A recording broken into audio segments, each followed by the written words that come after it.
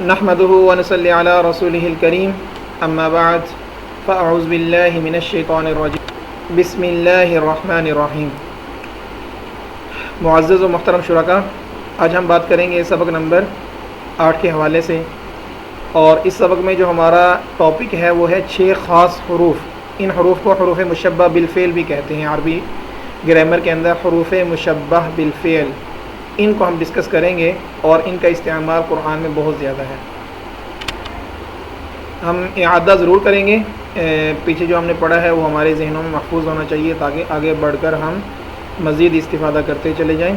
تو اس سبق میں ٹاپک 6 خاص حروف ہیں، تھوڑا سا اعادہ کرتے ہوئے آگے بڑھیں گے۔ یہ ہم نے مؤنث کی ضمائر منفصلہ پڑھی ہیں اور یہ ان کا ترجمہ ہے۔ اس کو ایک مرتبہ رپیٹ کر لیں گے پاز کرتے ہوئے ویڈیو کو۔ اور یہ مؤنث کی ضمائر متصلہ ہے جو کسی نہ کسی کلمہ سے مل کر آتی ہیں، اور یہ ان کا ترجمہ ہے۔ اس کو ایک مرتبہ ہم دہرا لیں گے، ویڈیو کو پاز کر کے اس کو آپ ایک مرتبہ رپیٹ کر لیں۔ اگر کمی محسوس ہو رہی ہے، ہمارے سامنے ہے یہ، اس کو ہم رپیٹ کریں گے اور آگے بڑھیں گے۔ پھر ہم نے کوئی بھی لفظ ہو یا کلمہ ہو، اس کی 3 قسمیں پڑھی تھیں۔ اسم ہوتا ہے یا فعل یا حرف ہوتا ہے، ٹھیک ہے، اور یہ ان کی ڈیفینیشن ہمارے سامنے ہے۔ اسم کا تعلق کسی کے نام سے یا صفت سے ہوتا ہے، فعل کا تعلق وہ لفظ جو ایکشن یعنی کام کرنا یا کام ہونے کو بتلائے، اور جو حرف ہوتا ہے یہ اسم اور فعل کو یا 2 اسموں کو آپس میں لنک دیتا ہے۔ اور یہ ہم نے حروف جر پڑھ لیے ہیں، یہ ضمائر متصلہ ان کے ساتھ مستعمل ہو سکتی ہیں، اور یہ اپنے بعد والے اسم کو زیر دیتے ہیں۔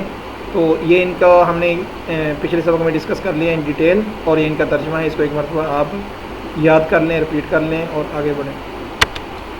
یہاں ہم نے ان کو ضمائر متصلہ چاہے مذکر کے لیے ہوں یا مؤنث کے لیے، ان کے ساتھ اٹیچ کرتے ہوئے ہم نے ان کی گردانیں کر لی تھی، تو مزید آپ اس کی گردانوں کو ایک مرتبہ رپیٹ کر لیں ترجمہ کے ساتھ۔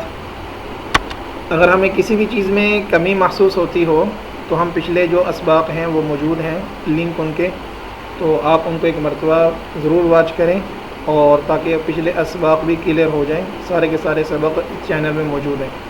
اب ہم بات کریں گے 6 خاص حروف کی۔ ان کو حروف مشبہ بالفعل بھی کہتے ہیں، اور ان کے 2 جوڑے ہیں، ٹھیک ہے۔ ان اور ان دونوں کا معنی بے شک یا یقیناً ہوتا ہے، بے شک یا یقیناً دونوں کا سیم معنی ہے۔ اور اگلے 2 لفظ کا جوڑا ہمارے پاس ہے کأن اور لاکن۔ کأن میں نہ گویا جیسا کہ تشبیہ کے لیے آتا ہے، اور لاکن لیکن کے معنی میں استدراک کا معنی دیتا ہے، یعنی پچھلے کلام سے کہ وہم پیدا ہوتا ہے، لاکن آ کر اس وہم کو دور کر دیتا ہے، ٹھیک ہے۔ اور اگلا ہمارے پاس جو جوڑا ہے وہ لیتا اور لعل ہے۔ لیتا بمعنی کاش، اور لعل بمعنی امید ہے کہ۔ تو لیتا کا تعلق ایسے امور کے ساتھ ہوتا ہے جو امور مستحیلہ ہوتے ہیں، جو صرف تمنا ہی ہو سکتی ہے اگرچہ ان کا وقوع مشکل ہے، اور لعل ان کا وقوع ممکن ہوتا ہے، ممکن الوقوع ہوتے ہیں، ٹھیک ہے۔ تو ان الفاظ کو ہم نے قرآن میں کتنی بار دیکھیں گے؟ 1384 مرتبہ۔ یہ جو 6 الفاظ ہیں، 6 خاص حروف 1384 مرتبہ مستعمل ہوئے۔ اگر آپ نے ان کے 6 الفاظ کے معنی یاد کر لیے ہیں تو گویا کہ آپ قرآن کے 1384 حروف کو سیکھ چکے ہیں، وللہ الحمد۔ اور یہ ان کے انفرادی یوزج ہے۔ انّا سب سے زیادہ مستعمل ہے، اور سب سے کم لیتا مستعمل ہے قرآن میں 14 مرتبہ، باقی کی تعداد ہمارے سامنے ہے۔ اب ہم نے کیا کرنا ہے؟ ان کی گردان کر لینی ہے۔ ان تمام حروف کو ہم ملائیں گے ان ضمائر متصلہ کے ساتھ، چاہے مذکر کے لیے ہوں یا مؤنث کے لیے، اور گردان کر لیں گے۔ فار ایگزامپل ہم انّا کو لیتے ہیں، اس کی مذکر کے ساتھ گردان کر لیں گے، پھر مؤنث کے ساتھ بھی، ٹھیک ہے۔ پہلے مذکر کی کرتے ہیں، اشارہ کریں گے دائیں ہاتھ سے، انّہو، انّہما، انّہم، انّک، انّکما، انّکم، انی، انّنا یا انّا۔ اور مؤنث کی ضمیر کے ساتھ ہم کریں گے پریکٹس انّا کی، بائیں ہاتھ سے اشارہ ہوگا، انّہا، انّہما، انّہن، انّکی، انّکما، انّکن، انی، ان۔ اسی طرح ہم تمام حروف کی گردان کر لیں گے۔ انا بھی سیم اسی طرح رہے گا، کأنا بھی اسی طرح ہی ضمائر آئیں گے، لاکنہ بھی اسی طرح، لاکنہ کی بھی ہم کر لیتے ہیں ایک مرتبہ، مذکر کے ساتھ کر لیتے ہیں، لاکنہو، لاکنہما، لاکنہم، لاکنک، لاکنکما، لاکنکم، لاکنی، لاکننا۔ اس ورڈ کی ہم کر لیتے ہیں مؤنث کی ضمیر کے ساتھ۔ آپ نے تمام کی پریکٹس کرنی ہے ترتیب سے۔ تو تاکہ ویڈیو زیادہ لیندی نہ ہو جائے اس ڈر سے میں تھوڑا سا اسکپ کرتا جا رہا ہوں. لعل مؤنث کے ساتھ لگائیں گے اس ضمائر کے ساتھ, ٹھیک ہے. لعلها لعلهما لعلهن لعلك لعلكما لعلكن لعلی لعلنا. تو ان کے معنی بھی ہمارے سامنے ہیں. اگر لعل نہ ہو تو شاید کہ ہم, اگر لعلہن نہ ہو تو شاید کہ وہ عورتیں, ٹھیک ہے. اسی طرح ہم ترجمہ کرتے جائیں گے. اب یہ ہمارے سامنے پہلی جوڑی ہے انا اور انا. انا اس کا معنی اور انا معنی سیم ہے, صرف استعمال میں معمولی سا فرق ہے. استعمال میں فرق کیا ہے کہ انا یہ جملے کے شروع میں آتا ہے. جملہ جب شروع ہوگا تو شروع میں اگر آئے گا تو ان آئے گا, جیسے انک لمن المرسلین. تو یہ انا جملے کا پہلا لفظ ہے, اس لیے حمزہ کے نیچے زیر ہے, ٹھیک ہے. اور انا جو ہوتا ہے یہ درمیان میں آتا ہے, یہ دیکھو درمیان میں آ رہا ہے, تو اس لیے انا جو حمزہ ہے اس پر زبر ہے, ٹھیک ہے. تو انا کا تعلق درمیان سے ہوتا ہے اور ان کا تعلق شروع جملے سے, یعنی جملہ شروع ہوگا تو ان آئے گا, درمیان ہوگا تو ان آئے گا. اتنی سی بات انشاءاللہ ذہن میں رکھ لیں. جی اس کے بعد ہم ان کا ترجمہ دیکھ لیتے ہیں. ان کا معنی بے شک یا یقیناً, اور ان کا معنی بھی بے شک یا یقیناً, گویا کہ ترجمے میں ذرا بھی فرق نہیں ہے.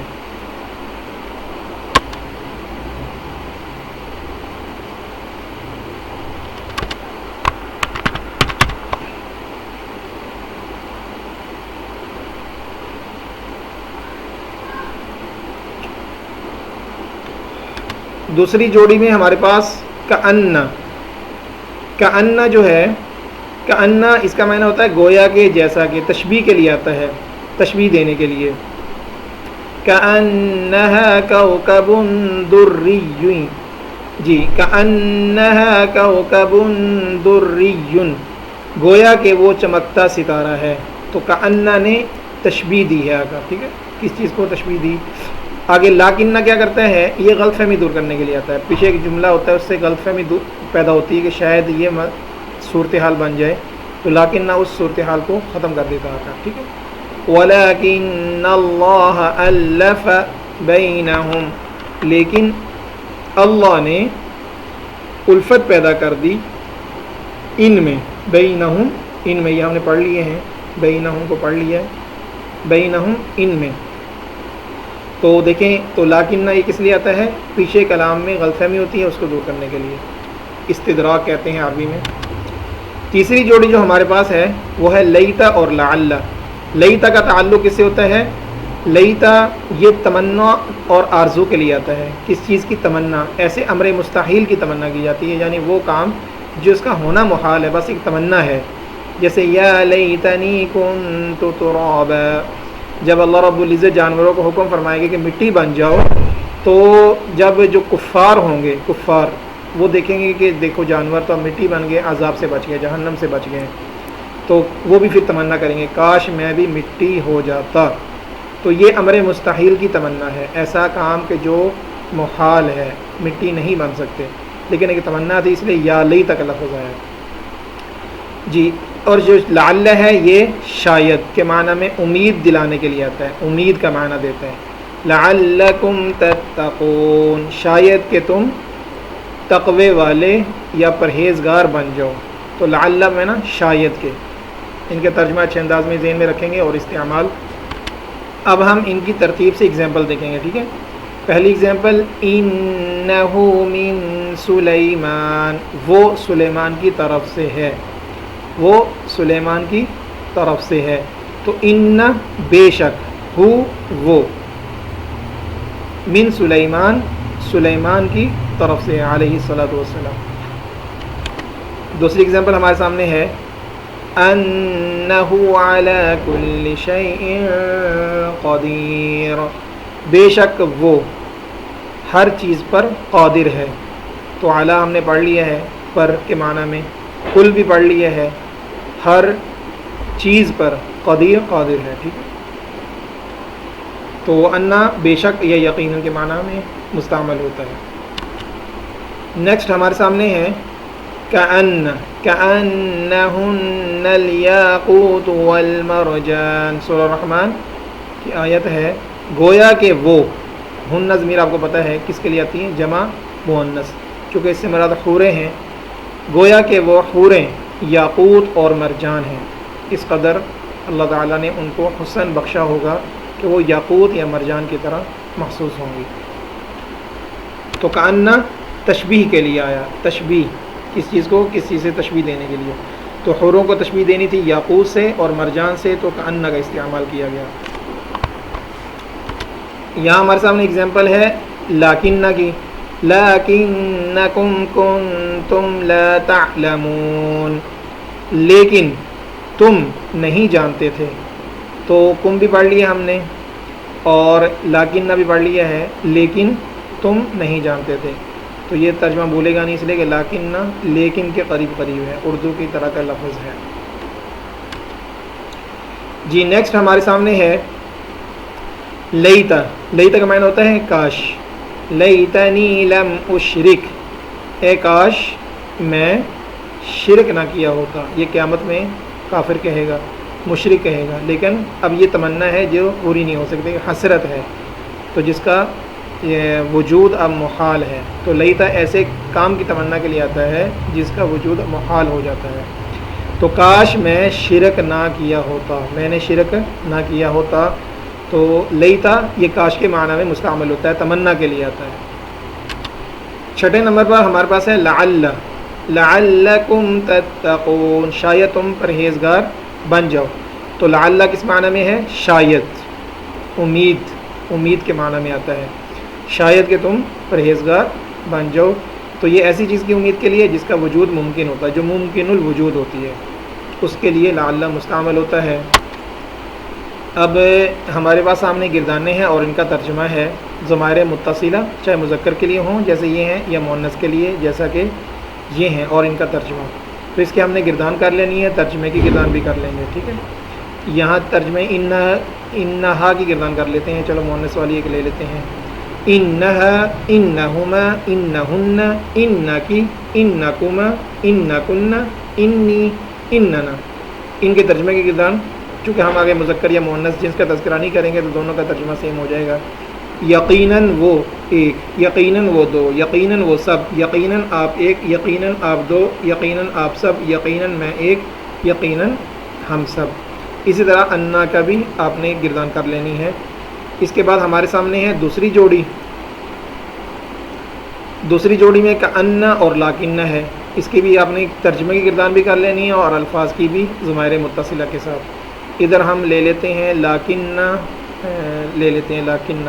مذکر کی گردان کر لیتے ہیں یہ والی مذکر کے لیے دایاں ہاتھ لاکنہ لاکنہما لاکنہم لاکنک لاکنکما لاکنکم لاکنی لاکننا گردان کر لیتے ہیں لیکن وہ ایک لیکن وہ دو لیکن وہ سب لیکن آپ ایک لیکن آپ دو مرد لیکن آپ سب مرد لیکن میں ایک لیکن ہم سب مرد چونکہ مذکر کے لیے تھی تو اس لیے ترجمہ مذکر والا کر دیا